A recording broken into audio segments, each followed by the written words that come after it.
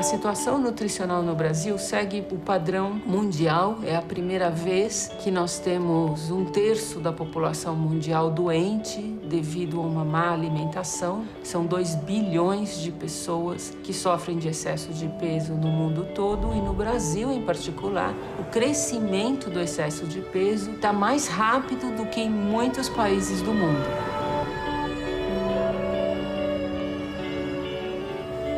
E um crescimento de obesidade entre crianças, que é o mais grave. A taxa de crescimento da obesidade entre crianças, segundo o último estudo da OMS, é de 7% ao ano na América Latina. Isso é uma taxa de crescimento explosiva. E isso não é sinônimo de boa nutrição. Pelo contrário, a obesidade mata tanto quanto a fome. 11 tipos de câncer estão associados à obesidade, incluindo aqueles que são mais incidentes na nossa população. Então a gente tem aí o câncer de mama na pós-menopausa, o câncer de intestino, de cólon e reto, e o câncer de próstata também, que é muito incidente em homens. Então eles estão associados ao excesso de peso.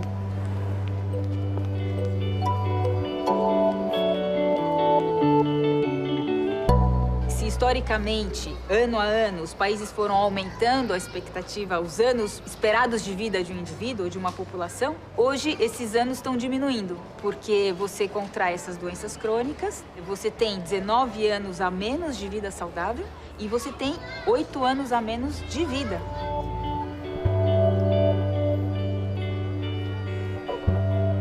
Voltar a comer arroz com feijão, comer alimentos preparados em casa ou in natura, frutas, verduras, legumes, seria uma coisa extremamente importante para a saúde da população brasileira.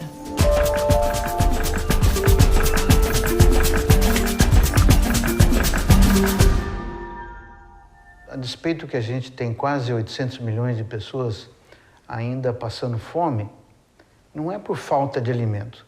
Essa é uma visão equivocada que as pessoas têm.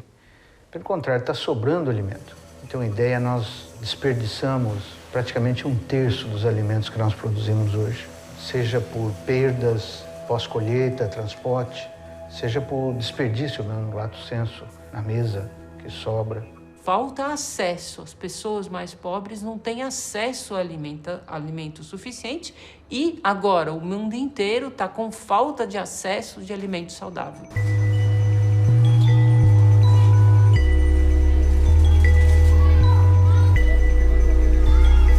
Os desertos alimentares são áreas onde existe baixo acesso a alimentos saudáveis.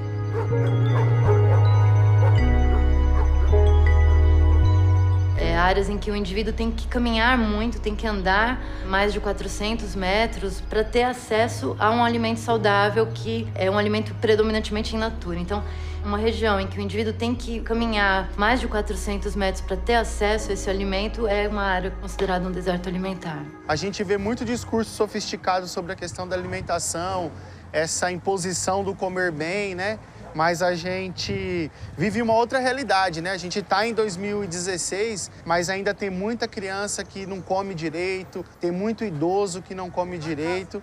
Ali, tá ali, Então, o que mais a gente vai encontrar, aqui no Capão Redondo, em várias periferias, são empreendimentos como esses. Mas é difícil, porque os mercados grandes, a caixinha, a embalagem, ela fala mais forte. Então isso é muito complicado para quem quer mudar a alimentação também. Boa parte da lógica por trás da formação desses desertos alimentares tem a ver, de fato, com o acesso ao alimento do campo à mesa. Tem a ver com a rede de distribuição de alimentos. Numa situação assim, o Brasil veio sofrendo processos imigratórios muito importantes, por exemplo, a imigração do norte para o sul, que traz uma coisa que na sociologia se chama de desenraizamento. As mães conseguem trabalhar e dar dinheiro para os filhos, mas não conseguem educar os filhos. Estou pensando nas populações mais pobres, nas populações que moram em favelas. E também entra num processo de desproteção dessa família que foi desestruturada pelo processo de migração, né? Que levou a uma perda do hábito alimentar saudável. Eu morava no interior da Bahia, quer dizer, nasci e cresci na roça. Aí quando chega aqui em São Paulo é outra vida, né? Você não vê campo, vê só prédios, cimentos. Eu estava muito estressada, indo e voltando do centro, trabalhava no centro da cidade, todo dia dores de cabeça. Eu trabalhava em loja, a gente não tinha tempo de comer direito, a gente comia muito lanche na rua, aí você fica hipertensa. Eu fiquei mais assim também, meio obesa por causa da alimentação, má alimentação, né? Porque hoje, se eu quiser comer um milho, é difícil eu achar um milho. É difícil, a gente não acha. Se você quiser comer alguns alimentos in natura, é muito difícil. Você acha no centro da cidade, nas periferias, não.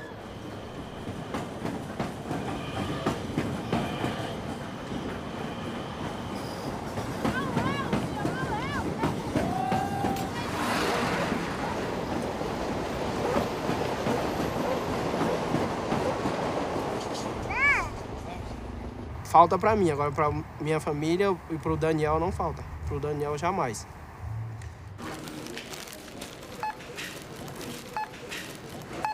Eu não dou muito o natural, porque nem tudo natural a gente se encontra aqui em São Paulo. Que não dá pra cultivar o natural muito, mas se eu tivesse lá na Bahia, ele era tudo natural. Depois que ele saiu do peito, aí eu dei biscoito. Eu achava que era a alimentação certa, né? Que toda criança come biscoito. Refrigerante também, ele gostava muito de refrigerante. No começo, que ele tinha de 9 para 10 meses, ele estava com 19,4 kg, bem gordinho. Tem um estudo realizado pelo IBGE que mostra que 60% das crianças de 0 a 2 anos comem doces. Isso é uma situação gravíssima, pensando justamente nessa faixa etária, na formação do hábito alimentar de um indivíduo para o resto da vida, né? Um indivíduo que vai estar muito habituado ao sabor doce e que tendencialmente vai buscar mais alimentos com esse sabor ao longo da sua vida. Para não contrariar, deixa o menino, para não chorar, vamos dar, fazer vontade. Depois eu fiquei sabendo com o Adolfo lá que não vale nada, aí eu fui cortando. Que fruta que é essa, pessoal? Qual fruta que é, Lucas? Quem já viu? Goiaba, quem falou? Alfabetizar a alimentação de uma criança é uma das coisas mais fáceis que tem.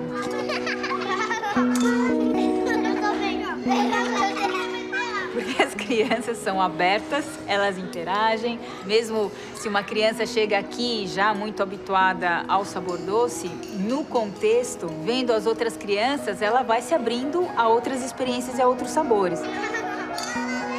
Vamos ver se é verde também por dentro. Não é? Goiaba verdinha por fora e vermelha por dentro, não é? O grande problema são os adultos, que já temos uma visão, que já temos um hábito e que temos mais dificuldade de entender quão vital é ajudar aquela criança a se abrir a essas novas experiências e a mudar os seus hábitos. Teve muita coisa que eu tive que apanhar muito para poder aprender. Bom, gente, hoje o mestre Cuca vai ser o nosso Manuel. Uma salva de palmas.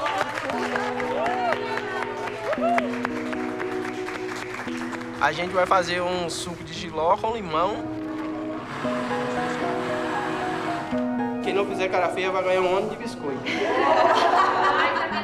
A criança imita o adulto, ela vai fazer aquilo que ela vê o adulto fazendo. Então, se a gente quer provocar uma mudança de hábito nos nossos filhos, nós precisamos acompanhá-los nisso, né? E comer junto com eles todas as coisas que a gente está oferecendo.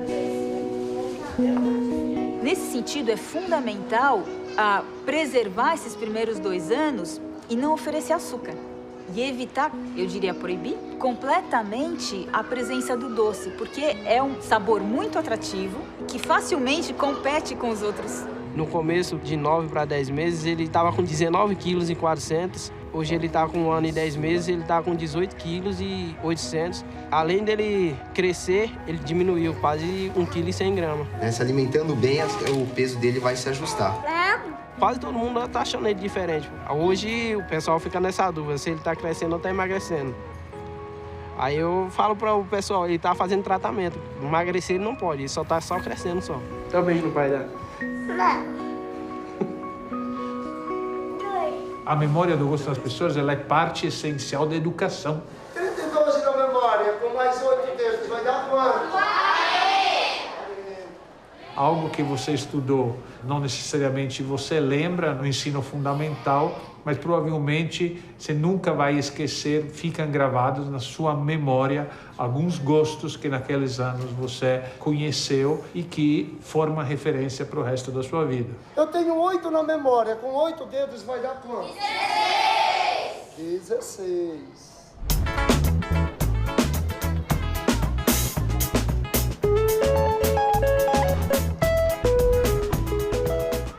O ambiente escolar, eu acho que é o ambiente mais estratégico de todos para se discutir alimentação. Primeiro, porque você já garantiu que a criança coma bem em um momento do dia. Segundo, se ela aprender a comer bem, ela vai levar isso para casa.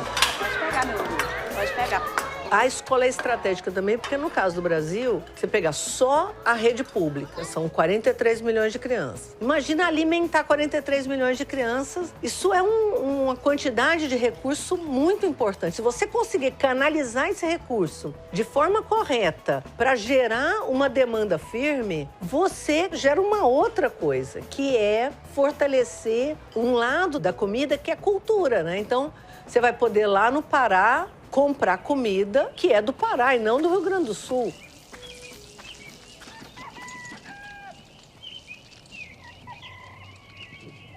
Hoje, um programa importante que nós estamos adaptando para a África e para outras regiões do mundo é o programa da alimentação escolar com compras da agricultura familiar. Esse programa é o mesmo princípio do Fome Zero. O que você faz? Você dá o dinheiro para a escola, para o diretor da escola, e o diretor da escola vai e compra da sua vizinhança. Compra o quê? O que tem na vizinhança. Ovos, verdura, as frutas e põe no cardápio. Esse aumento da demanda estimulou a produção local.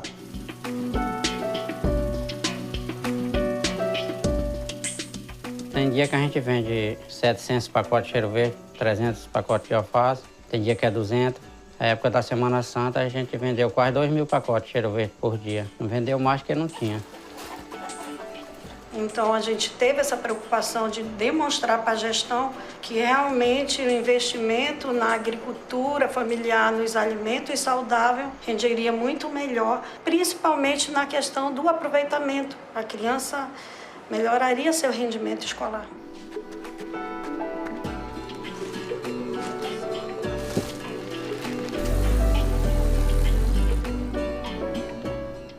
A segurança que a gente tem, né, em fazer a merenda escolar diretamente do produtor para a cozinha é bem mais segura, porque nós temos a segurança de onde vem essa alimentação, de que ela é preparada com os cuidados também necessários. E isso facilita o nosso trabalho, porque você tem mais segurança. Não vem aquela verdura murcha, aquela verdura que você sabe que vai jogar metade fora. Vamos pesar, que aí eu já posso guardar, tá? Então, a merenda escolar foi uma solução muito importante. O Brasil hoje também exporta tecnologia social em merenda escolar. A solução do Brasil é com comida, né? É arroz, é feijão, é fruta, verdura na escola, frango, carne. Então, a gente ainda não tem isso em todas as escolas no Brasil, mas o caminho que está sendo construído é esse. Hoje eu já tenho o conhecimento de que não é um prato cheio, que é um bom alimento. Depende do que tem no seu prato. Hoje, o desperdício do alimento no mundo é muito grande. Segundo as nossas estimativas da FAO, praticamente 1/3 de tudo que é produzido no mundo é desperdiçado. Seriam aproximadamente 630 milhões de toneladas. Mas se juntar o desperdício hoje dos países europeus, dá o que é produzido na África. É muito desperdício.